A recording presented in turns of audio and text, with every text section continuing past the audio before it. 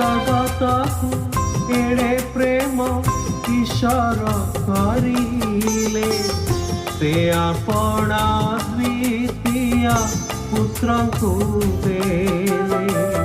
ନର ବେଶେ ପ୍ରଭୁ ଯୀଶୁ ଜଗତେ ଆସିଲେ, ଆମ ପାପ ଅଙ୍ଗେ ନେଇ କ୍ରୁଶେ ବଳି ହେଲେ। ଯେ କରେ ବିଶ୍ୱାସ ନ ହୋଇ ବିନାଶ, ଅନନ୍ତ ଜୀବନ ପାଇବ। প্রিয় শ্রোতা বন্ধু, প্রভু শ্রীখ্রিস্টଙ୍କ সর্বশ্রেষ্ঠ নামରେ ଆପଣଙ୍କୁ শুভেচ্ছা।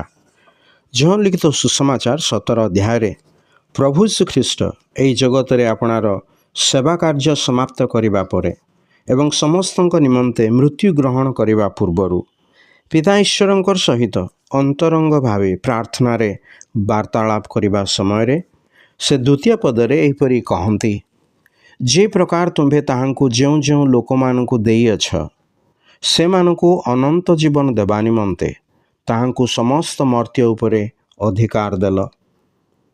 ଏହା କେତେ ଯେ ଚମତ୍କାର ବାର୍ତ୍ତା ଯେ ଈଶ୍ୱର ଆମ ସମସ୍ତଙ୍କୁ ଅନନ୍ତ ଜୀବନ ଦେବାକୁ ଇଚ୍ଛା କରନ୍ତି। ସେହି ଅନନ୍ତ ଜୀବନ କେବଳ ସେମାନେ ପ୍ରାପ୍ତ ହୁଅନ୍ତି ଯେଉଁମାନଙ୍କର ଅପରାଧ କ୍ଷମା ଓ ଯେଉଁମାନଙ୍କର ପାପ ଆଚ୍ଛାଦିତ ହୋଇଅଛି। ପ୍ରଭୁ ଶ୍ରୀଖ୍ରୀଷ୍ଟଙ୍କଠାରେ ବିଶ୍ୱାସକାରୀ ପ୍ରତ୍ୟେକଙ୍କୁ ପାପ କ୍ଷମା ପ୍ରଭୁ ଶ୍ରୀଖ୍ରୀଷ୍ଟ ଦିଅନ୍ତି ତଥା ପାପ କ୍ଷମା କରିବାର ଅଧିକାର କେବଳ ସେ ପ୍ରାପ୍ତ ହୋଇଛନ୍ତି। ତାହାଙ୍କ ଛଡ଼ା ଆଉ କାହାଠାରେ ପାପ କ୍ଷମା କରିବାର ଅଧିକାର ନାହିଁ। ପାପର ବେତନ ତ ମୃତ୍ୟୁ। ବାଇବଲ ଆହୁରି କହେ ଯେ ସମସ୍ତେ ପାପ କରିଛନ୍ତି ପୁଣି ଈଶ୍ୱରଙ୍କର ଗୌରବ ରହିତ ହୋଇଅଛନ୍ତି।